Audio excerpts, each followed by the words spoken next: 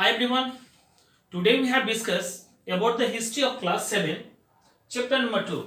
It's a new chapter for us. Now in the last two videos, we have discussed the chapter number 1 and that was the rise of the Christianity. So in both videos, I have discussed firstly about to be the chapters and then in the second video I give lots of the questions answer for you just we have learned there. Now come to be the point about to be the speed of the Christianity. The speed of the Christianity, it was a major development during the medieval period. Okay, so it was a religious faith based on the life and the teachings of the Jesus Christ. We know that the Bible, which is the sacred book of the Christians. Now come to be the point about to be the speed. What is this? And the speed means it is given here that open out so as to be wider, longer, etc. इसका मतलब क्या होता है कि किसी भी चीज को आप ओपन आउट कर रहे हो और इसको वाइडर से लेकर के लॉन्गर से लेकर बहुत दूर तक इस चीज को आप फैला रहे हो, इसलिए क्रिश्चियनिटी को फैलना या फैलाना जिसको हम लोग कहते हैं, इसलिए इस चैप्टर का नाम ही दिया गया आपको speed of the Christianity. After Jesus died, his teachings were the speed by his followers or the disciples. If we speak about them, so number one was the Saint Paul and the second one was the Saint John. So it was the Paul, that means the Saint Paul, who played an active role in the spreading of the Christianity. That's why he was the first to be the encourage the non-Jews to become the Christians. हम लोग ने इस तरह से एक चीज समझा, जो स्प्रिट किया गया था क्रिश्चियनिटी को उस समय में इनके डिसिपल्स के द्वारा, इनके फॉलोवर्स के द्वारा, और इनके फॉलोवर्स में अगर किसी का नाम आता है तो हम लोग सेंट पॉल का नाम जानते हैं और फिर सेंट जॉन का नाम जानते हैं. उस सेंट पॉल में अगर हम लोग बात करते हैं ना, तो वो सेंट पॉल ही ऐसा थे जो कि एक तरह से एक्टिव रोल प्ले किए थे. किस चीज के लिए? तो इस क्रिश्चियनिटी को स्प्रिट करने के लिए, खास करके रोमन एम्पायर में इनको फर्स्ट मतलब एक तरह से ऐसा पर्सन माना जाता था जिन्होंने एक्सचेंज किया, जो नॉन ज्यूज हुआ करते थे उनको एक्सचेंज किया. किस चीज के लिए? तो क्रिश्चियंस बनने के लिए, और वो लोग ऐसा काम किए भी. Now the persecutions of the Christians ended in the around to be the 4th century BC when the first ruler of that empire, that means the Constantine, became the embrace the Christianity. सबसे पहले हम लोग आते हैं embrace की बात में. कहते हैं कि जो उस समय में जितने भी क्रिश्चियंस वगैरह थे ना, इनकी जो परसिक्यूशंस था, परसिक्यूशंस का मतलब हमने यहाँ पर दे दिया आपको हॉस्टिलिटी एंड इल ट्रीटेड. उनके साथ जो भी दुर्व्यवहार किए जाते थे, जो भी होता था ना, वो आकर के ना 4th सेंचुरी बीसी में आकर के क्या हुआ, वो खत्म हो गया. कब खत्म हुआ? तो जिस समय में कॉन्स्टेंटाइन उस समय का रूलर बना था, ये सबसे पहला रूलर बना था खास करके जिन्होंने क्रिश्चियनिटी को एम्ब्रेस किया था. एम्ब्रेस का अर्थ क्या होता है? लगा, मतलब एक तरह से उस रूल को मानना, क्रिश्चियनिटी जैसे रिलीजन को अपना लेना. तो जब कॉन्स्टेंटाइन वहां का रूलर बना था, जब ये एक तरह से एम्ब्रेस कर ले क्रिश्चियनिटी को, तब जाकर के खास करके जो क्रिश्चियंस थे उन लोगों की प्रॉब्लम जो थी वो धीरे धीरे सॉल्व हो गया. So he took the several step to help spread the Christianity. उन्होंने क्या किया? बहुत सारा ऐसा सेवरल स्टेप वगैरह लिया, जिस स्टेप को लेकर के वो क्रिश्चियनिटी को एक तरह से उन्होंने क्या किया, तो स्प्रिट किया. Some of the steps which was taken by the Constantine. Number 1, he granted the Christians the freedom to the worship. इन्होंने क्या किया था? क्रिश्चियन को एक तरह से ग्रांट कर दिया गया था. किसके लिए? फ्रीडम टू वर्शिप, वो अपना वर्शिप आजादी से कर सकता है. Now he gave the important jobs to the Christians. इतना ही नहीं, उन्होंने अपने रूलिंग के टाइम में ना क्रिश्चियन को important जॉब वगैरह भी दिए. Now come to be the point number 3. He declared Sunday a public holiday so that the people could attend the church. और इतना ही नहीं, संडे को उन्होंने डिक्लेयर किया पब्लिक हॉलीडे, जिससे क्या होता कि पीपल जो थे वो चर्च को अटेंड कर सकते थे. Now next point, he also built many churches. इसके बाद में उन्होंने क्या किया? चर्च वगैरह को भी इन्होंने, बहुत सारे चर्चेज वगैरह को भी इन्होंने बिल्ड किया. Next point, given about to be the shift of the capital, shifting of the capital. Okay, in a 33 in 330 CE, what's happened? The emperor Constantine shifted the capital from the Rome to be the ancient city of the Byzantine.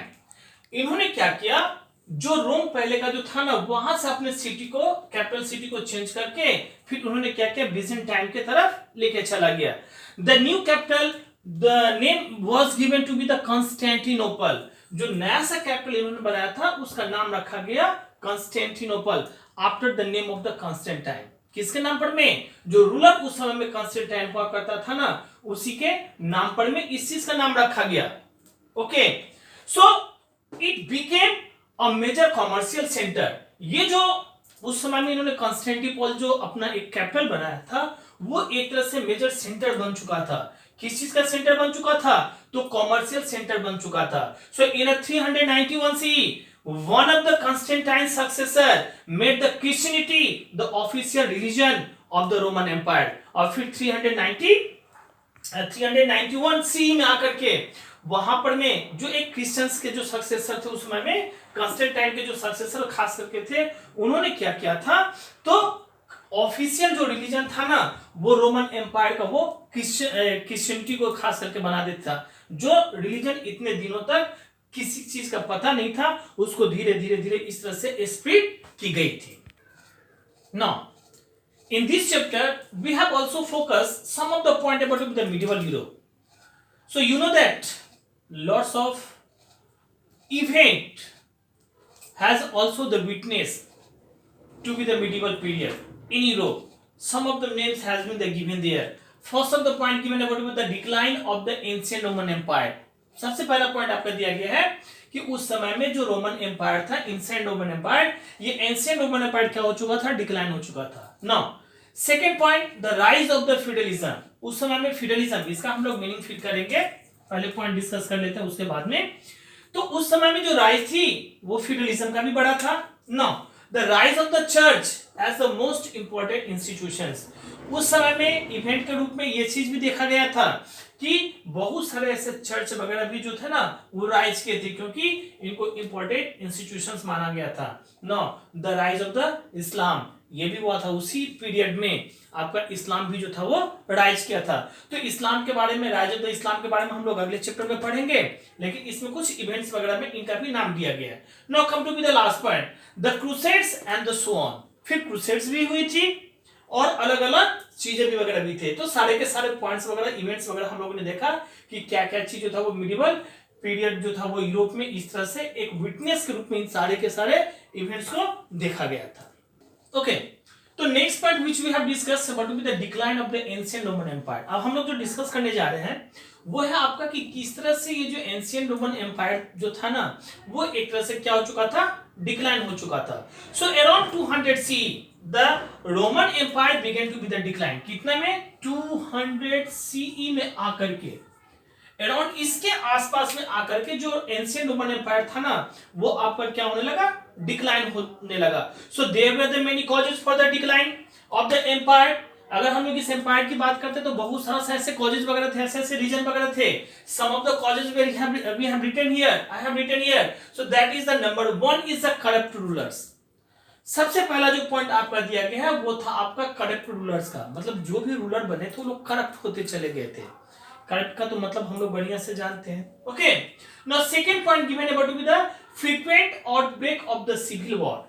इनकी ना आपस में ही जो थी ना, वो आपस में ही लड़ाई वगैरह होने लगे थे, सिविल वॉर्स वगैरह होने लगा था.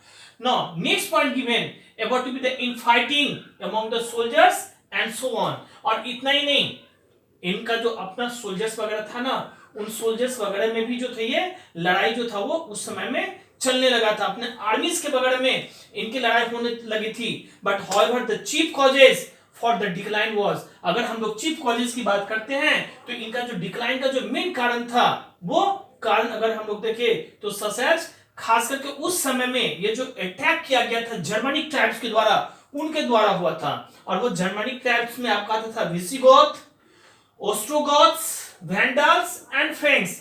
ये सब जो थे ना उस समय में वो अटैक थे, सब जर्मनिक ट्राइब हुआ करता था. और ये लोग आकर के बार बार जो था उस एंशिएंट रोमन एम्पायर के ऊपर में आकर के ये लोग अटैक किया करते थे, और अटैक के कारण क्या हुआ, धीरे धीरे धीरे धीरे ये एम्पायर जो थी ना वो एंड की तरफ बढ़ने लगा, खत्म होने लगा। Now the Roman called them the barbarians, और ये जो थे ना उस समय में विसिगोथ बोलो चाहे ऑस्ट्रोगोथ बोलो, वैंडल्स और द फ्रेंच, इनको रोमन्स ने जो कहा वो बारबेरियंस का नाम दिया गया। They plundered the treasures and kill and they exploded many Romans and they destroyed the many building. कहते हैं कि इन लोगों ने प्लंडर तो किया ही, बहुत सारे ऐसे चर्चेज वगैरह को चाहे जो भी चीज थे उस सबको डिस्ट्रॉयड करके रख दिया। इतना ही नहीं बल्कि उन्होंने किल्ड भी किए और बहुत सबको इंस्लैब वगैरह भी किए रोमन्स को, और बाकी का बाकी बिल्डिंग वगैरह जितने भी थे सभी बिल्डिंग सबको भी ये लोग डिस्ट्रॉयड किया, और यही मेन कारण ये decline of the ancient Roman empire का माना जाता है। ओके, तो next point about to be the feudalism, what was it? तो the system of the granting land, the system of granting land on a condition of service was called the feudalism। ये एक system हुआ करता था जिसमें land वगैरह grant की जाती थी, दी जाती थी। कंडीशन क्या था? बदले में उनको सर्विस देना पड़ता था। आप लोग सर ये किस तरह का ये था? तो इस चीज को तो हम लोग फ्यूडलिज्म के नाम से जानते हैं, ठीक है। तो उस समय में होता क्या था कि जो नोबेल वगैरह होते थे ना, ये लोग नाइट्स को लैंड दिया करते थे। नाइट्स हुआ करता था एक तरह से फाइटर हुआ करते थे ये लोग, जो रूलर के लिए या चाहे जिसके अंदर में हुआ करता था ना उनके लिए वो लोग काम किया करते थे। अब नोबेल्स को किंग ने क्या किया, लैंड वगैरह दी, वही लैंड वगैरह यूज करने के लिए इन्होंने क्या किया, नाइट्स को दिए, और नाइट्स को एक तरह से क्या किया जाता था, वो लोग को जमीन देते थे, तो वो लोग जिसके अंदर में रहता था उनके कहने के अनुसार वो लोग काम क्या करते थे, according to him they on that work on that time, तो उनके हिसाब से वो लोग काम क्या करते थे। Now come to be the point about to be the Byzantine Empire. What's happened in about 395 CE? In 395 CE, the Roman Empire was split into the two parts. Number one was the Western Roman Empire, and the second one was the Eastern Roman Empire. So we knew that the Western Roman Empire declined in the face of the barbarian attack. हम लोग जानते हैं कि जो western Roman empire था ना वो barbarian के अटैक से क्या हुआ, पूरा का पूरा खत्म हो चुका था, उस समय में डिक्लाइन हो चुकी थी इन्वेंशन से, बारबेरियन के इन्वेंशन से। And the eastern Roman Empire known as the Byzantine, इसी ईस्टर्न रोमन एम्पायर को हम लोग बिजेंटाइन एम्पायर के नाम से भी जानते हैं, ठीक है। और it's survive for the another 1000 years of the ago। कहते हैं कि ये जो था ना लगभग 1000 साल तक वहां पर में ना रूल किए, यहाँ का जो रूलर था वो लगभग हजारों साल तक रूल किए। If we talk about some of the rulers such as the Justinian first, जिसको हम लोग जस्टिनियन फर्स्ट के नाम से जानते हैं। अगर इसमें हम लोग देखें तो ईस्टर्न रोमन एम्पायर का उसमें भी रूलर भी बने थे। By the Byzantine empire became of the wealthiest in the world. उस समय में ये जो बिजेंटाइन एम्पायर था वो वेल्थिएस्ट, वर्ल्ड का सबसे वेल्थिएस्ट एम्पायर जस्टिनियन 1 के समय में इसको बनाया गया था। Next point, able to be the crusades. What is the meaning of the word crusade? It means a holy war.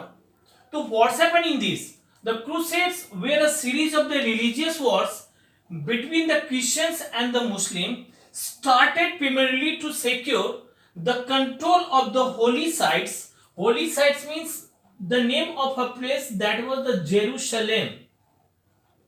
Okay, so considered sacred by the both of the groups. अब देखो इसमें होता क्या था, ये क्रूसेड्स एक तरह से सीरीज ऑफ रिलीजियस वॉर हुआ करता था उस समय में क्रिश्चियंस और मुस्लिम के द्वारा। उस समय में खास करके ये लोग सिक्योर करना चाहते थे, कंट्रोल करना चाहते थे एक होली लैंड था, होली साइट था उसको, जिसको जेरूसलम कहा गया था।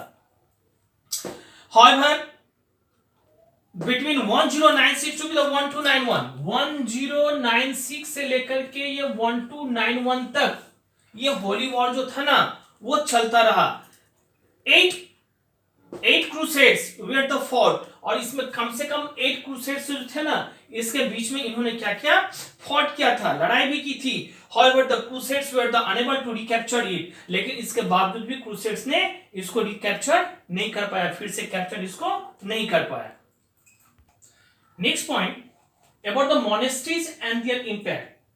First of all, we discuss here the word monastery. What is it? So it is a building in which the monks live. Okay, and some of the points also comes about the monks and the nuns. We have also defined in the discussion. So monks were a member of a religious community of a man, and if we talk about to be the nuns, so it means a member of a religious community of women. Member जो थे खास करके किसी भी religious community का जो होता है, जैसे कि खास करके क्रिश्चियन सबका, तो उनको मॉन्क्स कहा जाता था, और जो रिलीजियस मेंबर हुआ करता था इस कम्युनिटी के वुमेन खास करके उनको नन्स कहा जाता था.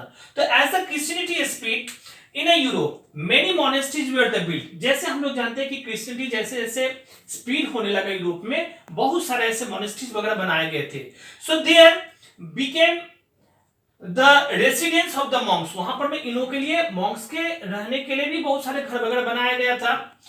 So this became to be the residence. Now the like the man many women also live there. वहां पर ना बहुत सारे ऐसे वुमेन वगैरह भी थे जिनको नन कहा गया था, वो लोग भी रहती थी. तो दे वर लिव इन द ननरीज. ये लोग कहा रहते थे ननरीज में, and that was also called the convent. उसको एक तरह से कन्वेंट का नाम भी कहा गया था. Some of the very important role which were played by the monasteries on that time. So some of the important role played by the monasteries in the medieval time. Number 1 point, monasteries were the center for the which Christianity spread to be the other region.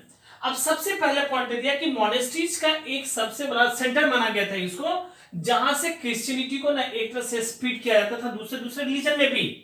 मतलब क्या हो गया यहाँ पे कि जो Monks होते थे ना, वो लोग ट्रैवल करते थे far and the wide to be the spread to be the ये teaching of the Jesus Christ. कहते हैं कि जो जीसस क्राइस्ट ने टीच किया था ना, उनको ये लोग दूर दूर जाकर के क्या करते थे, तो उस टीचिंग को ना एक तरह से सब जगह फैलाते थे, सब जगह ये चीज को करते थे ना. Monasteries were the centre of the learning. अब इतना ही नहीं, सेकेंड पॉइंट दिया कि मोनेस्ट्री जो था वो एक तरह से सेंटर ऑफ लर्निंग भी कहा गया था. तो देखो कहने का मतलब हो गया कि ये जो मोनेस्ट्रीज हुआ करते थे ना, ये तो एक तरह से यहाँ पर में मतलब काम तो होता था, जो ये मिडिवल पीरियड में खास करके इसको सेंटर माना गया था रिलीजियस को और आगे बढ़ाने के लिए. लेकिन उसके साथ साथ में यहाँ पर में सेकुलर लर्निंग भी हुआ करती थी, पढ़ाई वगैरह भी हुआ करते थे. No next point given about the monasteries serve the people. अब इतना ही नहीं, मोनेस्ट्रीज का काम हुआ करता था सर्व द पीपल के लिए भी. देखो इनका ही एक मकसद था, मोटो था इनका कि सर्विस टू द सोसाइटी. मोटो का अर्थ क्या होता है कि वो एक उद्देश्य होना. सर्विस टू द सोसाइटी का मतलब क्या होता है कि सोसाइटी के लिए, समाज के लिए एक तरह से काम करना. तो सर्विस टू द सोसाइटी में क्या था कि the Monks they grew the herbs into be the monastery's garden and used them to be the treat the people who were the sick. जो मॉन्क्स होते थे ना, ये लोग गार्डन में वहां पर में ना हर्ब्स वगैरह को उपजाते थे, और उसके बाद में ना जो सिक पीपल हुआ करता था उनको उस हर्ब्स को देकर के उसको वो लोग ठीक करते थे, स्वस्थ करते थे. And their real food and the shelter to be the try to be the traveller. So इतना ही नहीं, ये लोग क्या करते थे ना, जो भी ट्रैवलर हुआ करता था या जो कुछ भी टाइट पर्सन हुआ करते थे जो एक जगह से दूसरे को वहां पर मारते थे ना, उन लोगों के लिए रहने का, खाने का, ये सब सारा चीज का भी व्यवस्था ये लोग करते थे. और धीरे धीरे धीरे ये लोग इस तरह से क्रिश्चियनिटी को भी मोनेस्ट्रीज का हेल्प लेकर के ये लोग एक जगह से दूसरी जगह इस चीज को फैलाने का भी काम किया. तो ये सारा का सारा वर्क जो था ना उस समय में मोनेस्ट्रीज के द्वारा किया गया था. लेकिन if we talk about to be the nuns and the monks, some of the points we have discussed here. हम लोग अब जो है ना monks के बारे में भी और nuns के बारे में भी कुछ पॉइंट जो है ना वो हम लोग डिस्कस करने जा रहे हैं. आखिर ये nun और monks का क्या काम था. तो basically they have to lead the simple lives. इन लोगों का जो लाइफ हुआ करता था मॉन्क्स का या फिर नन्स का ना, वो सिंपल लाइफ था, कोई ऐसी बात नहीं थी. And did not marry, did not hold any worldly position. कहते कि ये लोग शादी वगैरह नहीं करते थे और कोई भी वर्ल्डली का जो पोजीशन मतलब जो होता है ना हाई पोस्ट वगैरह ऐसा कुछ ये लोग कभी नहीं अपने आप को लिए. And offer the prayer to be the god and the serve people. और ये लोग हमेशा गॉड को ऑफर करते थे और पीपल को एक तरह से सर्व करते थे. सर्व करने का मतलब तो उसको सर्विस करते थे, उनको अच्छा देख रेख करते थे. Each day and the work, कहते हैं कि उन लोग का जो काम जो था ना ईच डे, वो एक तरह से डिवाइड किया गया था into the special time for prayer के लिए। स्पेशल टाइम जो था वो एक तरह से प्रेयर के लिए उस समय में ये डिवाइड किया गया था उन लोगों के द्वारा। और उसी तरह से वो लोग अपना काम वगैरह भी स्पेशल टाइम पर में करते थे। स्टडी के लिए अलग सा काम होता था, टाइम होता था। वर्क के लिए वो लोग डिवाइड कर चुके थे, अलग अलग सा काम किया करते थे।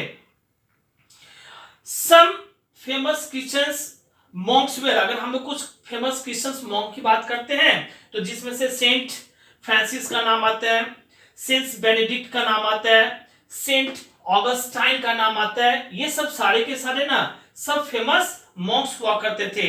And they stayed the purity, resistance to be the material, the temptation. ये सब सारे के सब जो थे ना उसी तरह से मन लगा करके अपना उसी तरह का काम वगैरह किया करते थे। ओके, तो at last we have discuss about the chapter spirit of the Christianity in this video, and the next time when I will give the second video, on that video I will also put some of the very important question there. You know that what is your work, आप बढ़िया से जानते हो कि आपका काम क्या है, जस्ट उसको लिखना है। ये जो मैंने वीडियो आज आपको दिया है उसको समझना है बढ़िया से। समझने के बाद में जो हम अगला वीडियो देंगे उसमें जो भी रहेगा क्वेश्चन वगैरह नोटबुक में लिखनी है आपको, बस लर्न करना है। That's all.